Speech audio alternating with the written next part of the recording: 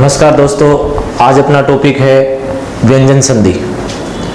देखिए, व्यंजन संधि के अंतर्गत सबसे पहले हम इसकी परिभाषा की बात करते हैं। व्यंजन प्लस व्यंजन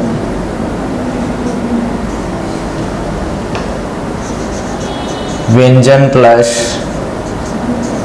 स्वर, स्वर प्लस व्यंजन,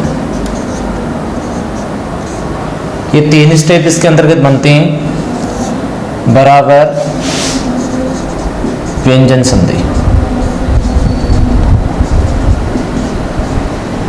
देखिए, व्यंजन का व्यंजन से मेल होने पर जो विकार उत्पन्न होता है उसे व्यंजन संधि कहते हैं। व्यंजन का स्वर से विकार उत्पन्न होता है तो व्यंजन संधि होगी, और स्वर का यदि व्यंजन से मेल होता है तब भी व्यंजन संधि बनेगी। अब ये जब दोनों मिलेंगे, हमें देखना क्या है कि प्लस से पहले या धन से पहले व्यंजन है, धन के बाद में भी व्यंजन है, तो दोनों स्थिति में हमें व्यंजन दिखाई दे तो वहां पे संधि कौन सी हो जाएगी? व्यंजन संधि हो जाएगी। देखिए, एक स्थिति ये भी बन सकती है कि यहाँ पर धन से पहले व्यंजन आ जाए और बाद में स्वर आ जाए। व्यंजन और स्वर दोनों क्या करेंगे? विकार उत्पन्न करेंगे। वो विकार से उत्पन्न होने वाली जो हमारी संधि होगी वो व्यंजन संधि होगी। फिर एक स्थिति इसमें बनती है कि स्वर के बाद में यदि व्यंजन आ जाता है तो दोनों मिलेंगे, तो दोनों मिलकर के क्या करेंगे? ये विकार उत्पन्न करेंगे, और विकार उत्पन्न होता है वो संधि जो होगी वो कौन सी होगी? व्यंजन संधि होगी। अब देखिए, सबसे पहले संधि के बारे में पढ़ने से पहले हम इसके घोष और अघोष की बात यहाँ पे करें कि घोष और अघोष के आधार पर इस व्यंजन संधि को यदि हम पढ़ते हैं तो इसको पढ़ने में बड़ी आसानी हो जाएगी। तो सबसे पहले देखिए, हम अघोष की बात करते हैं यहाँ पे कि अघोष क्या होता है। अघोष की बात करें तो प्रत्येक वर्ग का पहला दूसरा वर्ण प्लस ऊष्म व्यंजन में श, यानी हमारे पास ये 13 वर्ण आते हैं। 13 वर्ण जो हमारे होते हैं ये क्या होते हैं? ये अघोष होते हैं। दूसरी स्थिति बनती है घोष की। देखिए, घोष इसमें क्या बनेगा? प्रत्येक वर्ग का तीसरा, चौथा, पांचवा वर्ण प्लस ये रे, ले, वे और है, 5 हमारे ये वर्ण आते हैं, प्लस 11 स्वर बराबर यदि हम बात करें तो हमारे यहाँ पे 31 वर्ण जो आते हैं वो किसके होते हैं? घोष होते हैं। अब हम इस 31 और 13 को यदि हम प्लस करते हैं तो हमारे जो कुल वर्णों की मूल वर्ण जो आते हैं, मूल वर्ण वो 44 की संख्या जाती है, तो ये मूल वर्ण होते हैं हिंदी के अंतर्गत। अब इसके आधार पे इस संधि को हम बनाएंगे। तो सबसे पहले देखिए, हमें जानकारी ये होनी चाहिए कि घोष कौन सा होता है, अघोष कौन सा होता है। तो सबसे पहले देखें कि प्रत्येक वर्ग का पहला दूसरा वर्ण है वो क्या होता है? अघोष होता है। और तीनों से तालव्य, मूर्धन्य और दंते, ये तीनों से मिलाकर के हम बात करते हैं। हमारे 5 वर्ग हैं, 5 वर्ग में से 2 वर्ण ले लिए हमने, तो यहाँ इसको 10 तो ये हो गए, 3 हमारे स हो गए, तो 13 जो वर्ण होते हैं वो क्या होते हैं? ये अघोष होते हैं। घोष वर्ण की यदि हम बात करें तो प्रत्येक वर्ग का तीसरा, चौथा, पांचवा जो वर्ण है प्लस में ये रे, ले, वे और 11 स्वर हैं, तो हमारे 31 वर्ण की यदि हम बात करते हैं तो 31 वर्ण हमारे क्या होते हैं? मूल वर्ण होते हैं। और उन मूल वर्णों में से अगर इनको अलग अलग बांटा जाए तो घोष मूल वर्ण 44 में से हमारे हो जाते हैं 31, तो हमारे हो गए घोष वर्ण, और अघोष हमारे हो गए 13। इस प्रकार से इनको हम टोटल करते हैं तो जो हमारे मूल वर्णों की संख्या है वो 44 आती है। अब देखिए, हम सबसे पहले इस व्यंजन संधि की बात करें तो व्यंजन संधि में ये देखना है कि इसको इस घोष और अघोष के आधार पे इस संधि को हम पढ़ें। तो घोष और अघोष के आधार पे हम पढ़ें तो सबसे पहले देखें, इसका नाम भी इसी के आधार पे पड़ गया। नंबर 1 की बात करें अपन तो 1 नंबर पे इस संधि का नाम क्या पड़ गया? घोष व्यंजन संधि। इसका नाम पड़ा घोष व्यंजन संधि। घोष व्यंजन संधि। देखिए घोष व्यंजन संधि में स्थिति क्या बनती है कि सबसे पहले हम बात करें कि इसका जो सूत्र बनता है वो सूत्र ये बनता है कि अघोष के बाद घोष आ जाए, अघोष के बाद घोष आ जाए, तो यहां पर अपन को ये देखना है कि ये अघोष जो है ये बदल जाएगा और किस में बदल जाएगा, ये घोष में बदल जाएगा, ये घोष में बदल जाएगा। स्थिति ये बनेगी कि प्लस के दोनों साइड घोष आने चाहिए, या हो सकता है प्लस के दोनों साइड अघोष आने चाहिए। विपरीत आएंगे तो वहां पे विकार उत्पन्न नहीं होता है, दोनों जब पास आएंगे तो एक जैसे आने चाहिए। यहां पर अब देखिए अपने अघोष क्या होते हैं, सबसे पहले हम बात करें क, च, ट, त, प, हमारे वर्ग होते हैं। इन वर्गों में क्या देखना है कि ये जो वर्ग है इसका प्रथम वर्ण जो है वो क्या होता है, अघोष होता है। अब ये अघोष क्या करते हैं, अपने ही जब विकार उत्पन्न करेंगे तो बदलेंगे। अब क है इसका घोष बनाएंगे तो ये अपने ही वर्ग के तीसरे में बदल जाएगा। तो क का तीसरे की हम बात करें तो क्या हो जाएगा, ग। इसकी बात करें तो ये हो जाएगा ज। ये इसकी बात करें तो ड, फिर ये बन जाएगा द, और ये बन जाएगा द। ये इस प्रकार से तीसरे में बदल जाएंगे।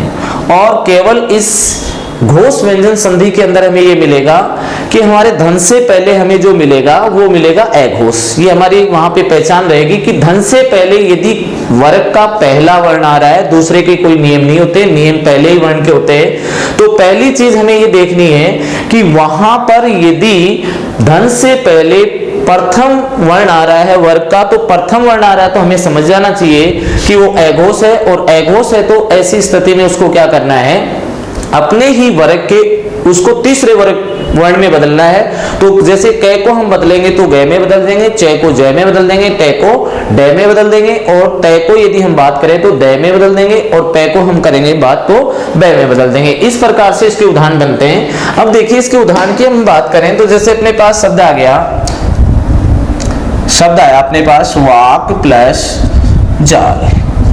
सबसे पहले हमें पहचान करनी है कि ये घोष व्यंजन संधि है या नहीं है। तो सबसे पहले हमें देखें क है, ये अपने वर्ग का प्रथम है और ये अपने वर्ग का क्या हो गया, तीसरा हो गया। तो हमें सबसे पहले ये देखना है कि ये प्रथम है तो ये क्या हो गया, ये अघोष हो गया, और अघोष के बाद में ये तीसरा जो आया तो इसका मतलब ये घोष हो गया। अब स्थिति ये बनती है कि हमें बदलना है, किसको बदलना है, इस अघोष को बदलना है, और किस में बदलना है, घोष में बदलना है। तो देखिए कैसे बन जाएगा, यहाँ पे वाह। अब अपना क है अघोष, इस क को बदलना है अपन को किसमें, ग में, तो ये यहाँ पे ग हो जाएगा। यहाँ पर ग आधा आएगा क्योंकि हमारा वर्ण क भी क्या है, आधा है। अगर इसके बाद में कोई स्वर होता तो ये पूरा हो जाता, लेकिन यहाँ पर हमारा क्या है, व्यंजन है, व्यंजन के बाद में व्यंजन ही है, और ऐसी स्थिति में व्यंजन को व्यंजन नहीं दिया जाता है। तो स्थिति ये बनेगी कि आगे वाला जो वर्ण आ गया वो यहाँ लिख दिया जाएगा और अपना शब्द बन जाएगा वाक जाल। यदि हम अगले उदाहरण की बात करें, जैसे अपने पास इस प्रकार से शब्द आ जाए, जगत प्लस ईश। अब वही नियम है, उसी नियम से हम बात करें। देखिए तय अपने वर्ग का क्या है, तय पहला है, ये स्वर आ गया तो स्वर आ गया तो क्या हो गया, ये घोष हो गया। और इधर की बात करें तो ये अपना अघोष हो गया। ऐसी स्थिति में क्या है, सूत्र के अंदर आ गई संधि कि पहले अघोष आया है, बाद में घोष आया है, अघोष को बदलना है, किस पे बदलना है, घोष में बदलना है। सिंपल तरीका है। तो सबसे पहले हम बात करें, देखिए जय, उसके बाद गे। विकार उत्पन्न हो रहा है, किसमें हो रहा है, तय के अंदर हो रहा है। तय को क्या करना है, तय को अपन को यहां जाना है और देखना है कि किसमें बदलना है। तो यहाँ पे तय का हम तीसरा करें, इसका घोष बनाएं तो ये क्या बन गया, दय बन गया। अभी तक हमारा दय आधा है, लेकिन हमें स्थिति ये देखनी है कि यहाँ पर स्वर आ रहा है, यहाँ पर देखिए क्या आ रहा था, व्यंजन आ रहा था, और यहाँ पर इस बार क्या आया, स्वर आया। यदि स्वर आ जाता है धन के बाद तो जिसको हम आधा जो हमारा होता है उस आधे वर्ण को ये स्वर क्या कर देता है, पूरा कर देता है। इसकी मात्रा इसको दे दी जाती है, तो यहाँ पर मात्रा बड़ी ई की मात्रा इस दय को दे दिया तो दय पूरा हो जाता है, और आगे जो भी वर्ण बचता है वो लिख दिया जाता है, तो अपना शब्द क्या बन जाता है, जगदीश शब्द बन जाता है। इस प्रकार से देखिए, जैसे शब्द आया अपने पास वाक प्लस दान, यहां कै अपने वर्ग का प्रथम है, ये अपने वर्ग का कौन सा हो गया, ये तीसरा हो गया। तो ऐसी कंडीशन में अपन को पता है कि प्रथम है वो किस में बदल जाएगा, प्रथम अपने ही वर्ग के तीसरे में बदल जाएगा, तो इसका गै बन गया और शब्द बन गया वागदान। और वागदान का अर्थ क्या होता है, सगाई, सगाई। अब देखिए, जैसे अपने पास शब्द आया वाक प्लस ईश्वरी, वाक प्लस ईश्वरी, वही नियम आ रहा है, ये कै आ रहा है, कै के बाद में इस बार से ई आ गया, तो ई आ गया तो मतलब अपना घोष हो गया, और घोष हो गया तो ऐसी कंडीशन में इस अघोष को घोष बनाना है तो बना देंगे।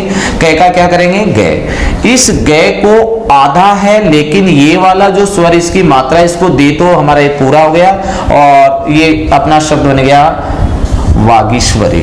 वागीश्वरी क्या है, सरस्वती का पर्यायवाची होता है, सरस्वती वाणी की देवी, वाक का अर्थ होता है वाणी, ईश्वरी देवी, वाणी की देवी सरस्वती के लिए आता है। इसी से शब्द बना है वाक प्लस ईश। अब देखिए वही नियम है, अब करना क्या है अपन को, कै है, कै को बदलना है गै में, तो ये क्या शब्द बन जाएगा, वा, और ये इसको गै, इसको ये मात्रा दे दी बड़ी की, तो अपना शब्द बन गया वागीश। और वागीश का वाक वाणी का इस यानी स्वामी, वाणी का स्वामी है जो बृहस्पति के लिए आता है, तो यहाँ पर ये अपनी जो संधि बन रही है ये क्या बन रही है, घोष व्यंजन संधि बन रही है। अब देखिए इसमें जैसे अपने पास इस प्रकार के शब्द आ जाते हैं, जैसे शब्द आया अपने पास भागवत प्लस गीता, ये शब्द आया, और यहां पे देखिए भाग गए, तय के बाद में तय प्रथम है, ये अपना तीसरा है, तो ये अघोष हो गया, ये घोष हो गया, सूत्र के अंतर्गत आ गई संधि। तो ऐसी कंडीशन में क्या करें, ये वह, अब ये दय में बदल गया, अब ये दय यहाँ पे हल हो जाएगा। क्यों हो जाएगा, क्योंकि इसके बाद में कोई स्वर नहीं है, और स्वर नहीं है तो इसका मतलब ये आधा ही रहेगा, आगे व्यंजन आया है तो ये इसको भगवत गीता बन गया यहाँ पे। अब यहाँ पे एक शब्द ये मान लीजिए, ऐसे अपन को कंफ्यूज करने के लिए दे दिया जाए भागवत प्लस कथा। अब यहाँ और ऊपर वाले में क्या अंतर है, इस चीज को देखना है। यहाँ हमें ये देखना है कि तय क्या है, प्रथम है, और कै भी क्या है, प्रथम है। प्रथम का मतलब हुआ अघोष, और बाद में वापस क्या आ गया, अघोष आ गया। तो ऐसी कंडीशन में यहाँ विकार उत्पन्न नहीं हो सकता। विकार उत्पन्न नहीं हो सकता तो कहने का मतलब इसके अंदर हम संधि नहीं कर सकते। क्यों नहीं कर सकते हैं, क्योंकि विकार होना जरूरी है। यहाँ पर अघोष के बाद अघोष आ रहा है, अपना सूत्र बन रहा है कि अघोष के बाद घोष चाहिए, यहाँ अघोष के बाद वापस घोष आ रहा है, तो ऐसी स्थिति में यहाँ पे संधि नहीं बन सकती है। तो यहाँ पे इसकी संधि नहीं बनाए। अगले नियम की यदि हम बात करें, जैसे अपने पास शब्द आया सम्यक प्लस ज्ञान। देखिए यहां कंफ्यूज ये रहता है कि गे को हम कहां माने। गे क्या है कि हमारा संयुक्ताक्षर है, और संयुक्ताक्षर होने के कारण हम ये कह सकते हैं कि ये गे है, इसका संयुक्ताक्षर का आधा जय और ये मिल करके, आधा जय और ये मिलकर के जो निर्माण करते हैं वो किसका करते हैं, वो गे का निर्माण करते हैं। तो अब ये देखिए कि जय और ये जो हमारे होते हैं वो किस में आते हैं, वो तीसरे चौथे पांचवें वर्ण में आते हैं। तीसरे चौथे पांचवें वर्ण में आने के कारण हम कह सकते हैं कि ये क्या होते हैं, घोष होते हैं। तो ऐसे घोष होने की वजह से अब कै है, ये क्या करेगा, कै बदल जाएगा। कैसे बदलेगा, देखिए स मैं, इसका बन गया गे। आगे शब्द है ज्ञान, तो यहाँ पर अपना जो शब्द बन जाएगा वो क्या बन जाएगा, सम्यक ज्ञान शब्द बन जाएगा। तो यहाँ पर अगले उदाहरण की यदि हम बात करें तो देखिए जैसे शब्द आया अपने पास सम्यक प्लस दृष्टि, सम्यक प्लस दृष्टि शब्द आया। तो यहाँ पे बात करें कै के बाद में क्या आ रहा है, घोष आ रहा है। तो ऐसी कंडीशन में क्या करेंगे, स मैं, ये गय हो गया। आगे कोई स्वर न होने के कारण गय आधा ही रहेगा, और अपना वापस शब्द बन जाएगा सम्यक दृष्टि शब्द बन जाएगा। ये चीज है। जैसे अपने पास शब्द आ गया पंच प्लस आप शब्द आया, पंच प्लस आप। अब यहाँ पे देखें च है, च प्रथम है, प्रथम के बाद में स्वर आ गया, स्वर आने की वजह से हम कह सकते हैं कि ये हमारा घोष है, ये हमारा अघोष है। तो ऐसी कंडीशन में क्या बन जाएगा, ये अब च है, ये च देखो किस में बदलेगा, जय में बदलेगा। तो जय में बदलेगा तो ये जय आधा है, लेकिन हमें ये पता है कि इसको आ स्वर दे देंगे तो ये जा बन गया, और आगे अपना क्या बचा, बै, तो ये शब्द बन गया पंजाब। आपका मतलब होता है नदी। जिस राज्य में 5 नदियां होती, पंच यानी 5, उसको क्या कहा गया है, पंजाब कहा गया है। इसी प्रकार से जैसे हम बात करें अच प्लस अंत शब्द आया, अच प्लस अंत शब्द आया, तो यहाँ पे देखें कि सबसे पहली चीज हमें देखना है, च के बाद क्या आ रहा है, स्वर आ रहा है, तो स्वर आ रहा है तो घोष आ रहा है। तो ऐसी कंडीशन में क्या करें, ए, च को बदलेंगे, च को किस में बदलेंगे अपन, जय में बदलेंगे, तो ये हो गया जय आधा। लेकिन हमें पता है कि ये स्वर इसको दे दें तो ये पूरा हो जाता है, अजंत शब्द अपना बन जाता है। ऐसे ही बात करें जैसे षट प्लस दर्शन शब्द आया, षट प्लस दर्शन, ध्यान से देखें कि ये ट है, ट अपने वर्ग का क्या है, प्रथम है, प्रथम है, तो ऐसी कंडीशन में आगे तीसरा आ रहा है, तीसरा आ रहा है तो ये घोष आ रहा है, तो बदल जाएगा, कैसे बदलेगा, से।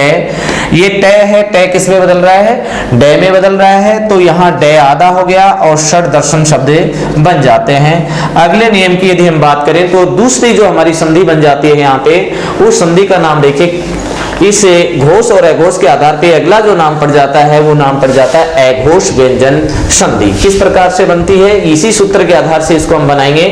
देखिए सबसे पहले हम बात करते हैं, जैसे 2 नंबर का इसकी बात करें, संधि का नाम हो गया अघोष व्यंजन संधि, अघोष व्यंजन संधि। अघोष व्यंजन संधि में देखें कि यहाँ पर जो हमारा सूत्र बन रहा है वो इससे ठीक विपरीत बन रहा है। उसमें क्या था कि हमारी जो संधि थी वो पहले उसमें क्या आ रहा था, अघोष आ रहा था, अब इस बार क्या आएगा, पहले घोष आएगा, और ये हमारा सूत्र बन गया।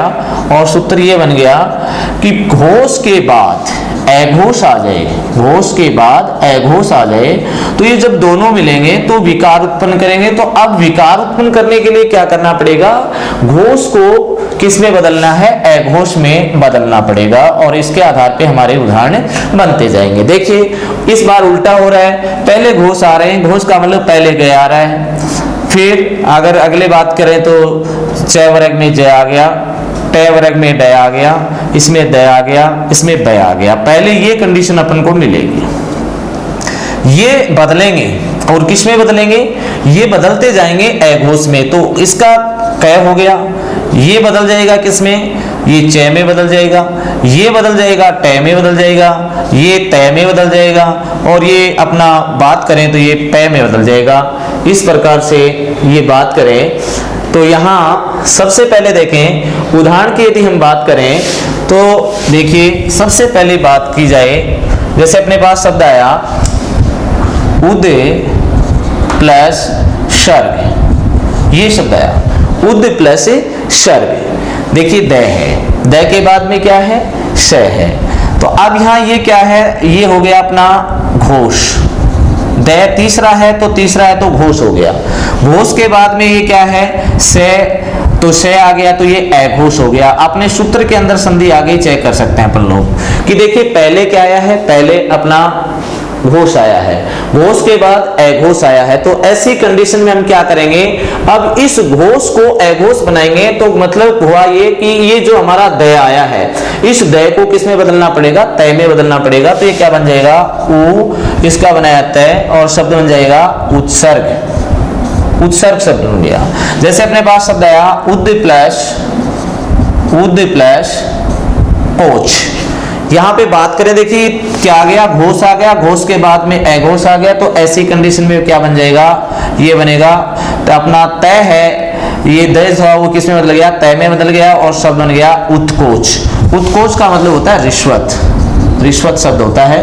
तो इस प्रकार से हमने ये देख रहे हैं कि पहले इनमें क्या आ रहा है, पहले घोष आ रहा है, बाद में अघोष आ रहा है, तो ऐसी स्थिति के अंदर ये ध्यान रखना है कि घोष को अपन को क्या करना है कि वापस अपन को बदलना है, किसमें, घोष को अघोष में बदलना है, और अघोष में बदलेंगे तो ये क्या बन जाएगा, अघोष व्यंजन संधि। जैसे बात करें संसद, संसद प्लस सत्र, अब यहाँ पे देखिए ये क्या बन जाएगा, ये बनेगा स, और ये अपना बदल गया किसमें, तय में, और वापस जो अपना शब्द बनता है वो संसद सत्र बन जाता है। दोस्तों आज इतना ही। कल के लिए अगला जो अपना नियम रहेगा व्यंजन संधि से, उसकी चर्चा कल की जाएगी। जय श्री राम।